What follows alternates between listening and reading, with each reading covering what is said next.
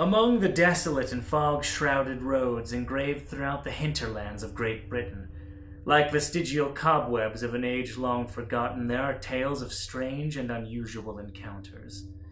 Tales of danger lurking in the night, far removed from the usual cautionary of thieves and sudden tempest.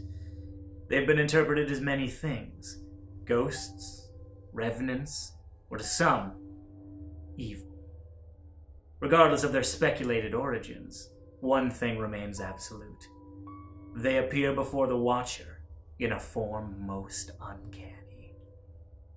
They're known only as black dogs, spectral apparitions of canines which come forth in the night, long black fur, piercing eyes, and a scale that's been recounted as ranging from typical to even bear-like or equine. Nevertheless, they're oftentimes purported to be omens of death and disaster, and their image alone is a mockery of a symbol that resonates deep within the conscience of man. The idea of a ghost conjures images of our inexorable advance towards the grave. In this symbolic sense, the ghost is only subordinate to the true horror that is fear of the unknown, fear of death and what lies beyond. But if it's the ghost that frightens us on this human, mortal level, then what is it about the black dogs that is truly unnerving? It is because they bastardize the symbol of man's best friend, Canis Familiaris, a symbol of loyalty, unconditional love, and companionship, depicted in art and historical reference as guardians and protectors. But what if that symbol were perverted into something much, much darker? Something sinister, lurking beneath the facade of the familiar. Though the accounts vary wildly, from their appearance to their speculated purpose, the black dog phenomena can be sorted into three primary classifications. The first being that of the haunting. Areas linked to trauma or misfortune, or simply permeated with negative energy, seem to attract these spirits, and it is because of this association that they are considered a foreboding. What's worse is the form they take, oftentimes said to be misshapen, bearing unnatural features such as appearing headless, or with a human face, crude limbs with chimeric properties, and some have even reported them with two heads. The visage of the black dog hauntings strike fear into those travelers unfortunate enough to cross their paths, and though they may be seen as harbingers of tragedy, they seldom have been known to attack the observer. The specter can always elicit the typical fear response, but there's a modicum of solace in that their threat remains incorporeal. Like waking from a terrible dream, the moment of horror only lasts for so long before fading back from whence it came. But what if the nightmare was still there upon rising? What if it had a will of its own? Our second category is the malicious hauntings, black dog encounters of a terrifying nature which many have simply referred to as demons. These beasts are oft described as immense, intimidating, and bearing distinct, terrible features.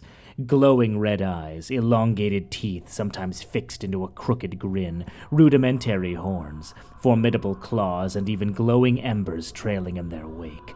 Unlike the former category, these hauntings are said to be far more dangerous, occurring at specific locations, at specific times, and some go so far as to say during specific seasons or lunar phases. It is this cyclical behavior that has led to their association with the unholy.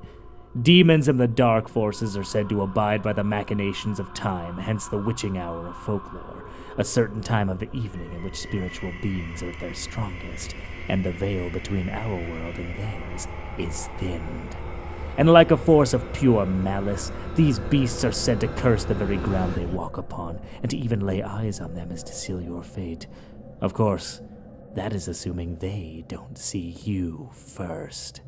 Many stories tell of these hellhounds mercilessly slaughtering anyone whom they may come across. Like the dark spirits of old, the pseudo-monarchia daemonum, there are beasts that reign above others. Through their bloodshed, enmity, and terror, they've earned their places as legends in the annals of the supernatural. Let us now take a look at two of the most infamous. Throughout East Anglia, a massive beast is said to haunt the country roads at night. They tell of an immense black dog the size of a horse with flaming saucer-like eyes. Some say he appears shrouded in an eerie mist and can even bring terrible storms with him. He's known by many names: Black Shuck, Old Shuck, the Dog Fiend, or simply the Black Devil. And if not outright murderous, his presence is the kiss of death. His name is said to derive from the Old English shuka, meaning evil spirit or demon, and his first appearance goes back to the 16th century.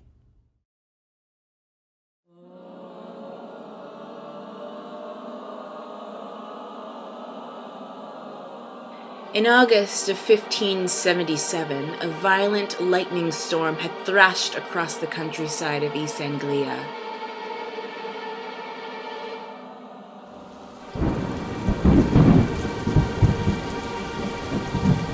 The terrified villagers of Bangui had all rushed to their church for shelter in the dead of the night.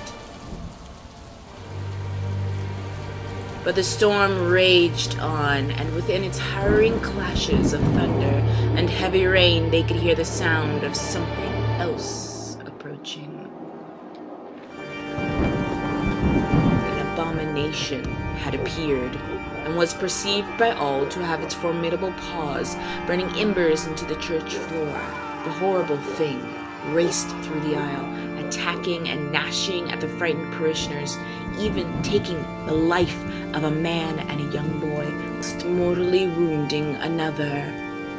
Only then, as quickly as the chaos had erupted, did the creature vanish back into the night.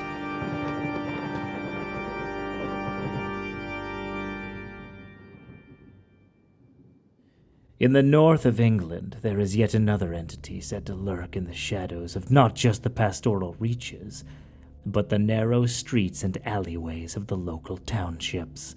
Known as the Barghest, a monstrous canine said to be horribly disfigured and dragging chains from its powerful shoulders. It has been known by many variations, such as Burgest, meaning town ghost, or Bargeist, which is German for bear ghost, but the stories are always the same. The Barghest is said to appear when a death has recently occurred and races through the streets, riling up its fellow canine companions, be they physical or spectral, and leading them throughout the city in a depraved and morbid funeral procession. It is said that if you were to be unfortunate enough to find yourself in their way, your very soul could be swept up and taken along to wherever their unnatural destination may be. The Barghest is also considered an omen of death, and has been known to attack any who would approach it, and those who are struck by its devastating claws and teeth are said to be inflicted with wounds that never heal. There was a time long ago when the first of the dead interred in a churchyard was believed to be tasked with protecting the plot from those who would enter with ill intent, or from the forces of evil. their soul forever bound to this earth with no hope for salvation or damnation, and with no interaction from the living. This was feared to be a most terrible but necessary fate. In order to save a man's soul from this burden, they would often turn an animal at the consecration of the cemetery, and they would bury the poor beast whilst still alive. This creature would assume the role of spiritual guardian of the yard, and they have ranged from horses, goats, pigs, but most often, dogs. Known throughout history as church grims, the stories all tell of encounters with black dogs wandering throughout the graves, sometimes standing as a sentinel, striking fear into any who would dare enter the sacred ground. Oftentimes said to appear at funerals or during certain times of the year, they are almost always considered a symbol of misfortune, a common theme of the black dogs. But the symbol of a protector doesn't just end there. Indeed, there is a lighter side to this third category amidst the tales of darkness. Many have told of wandering, seemingly lost in their travels through the wilderness, the back roads, many places. And they all told of a strange black dog appearing, sometimes from thin air, and its behavior is always very unique. They're said to be rambunctious or excited, as if bringing some form of good news to the weary. They're also said to be somber and steadfast, trailing behind, in front, or even right beside those who have seen them. Regardless of the witness, the outcome is very much so always the same. They found their way, and almost immediately as the realization had dawned on them, the dog was nowhere to be seen. To this day, many hold this belief that despite all of the legends, the spirits are simply misconceived, that their meaning is based entirely on perception. They say the spirits are not stealing your soul or causing misfortune, rather, they're leading the lost back home.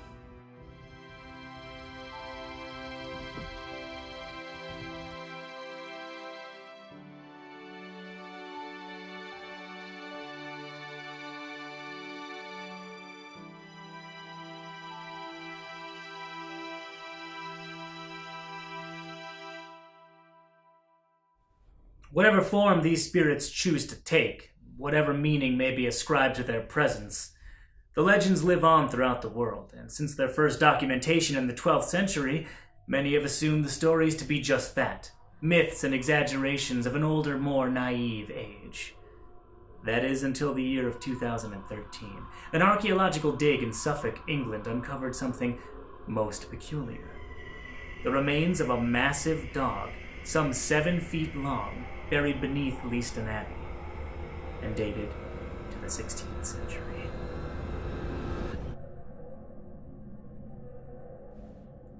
I'm your host, Adrian Ladelia, and this is Insomnia.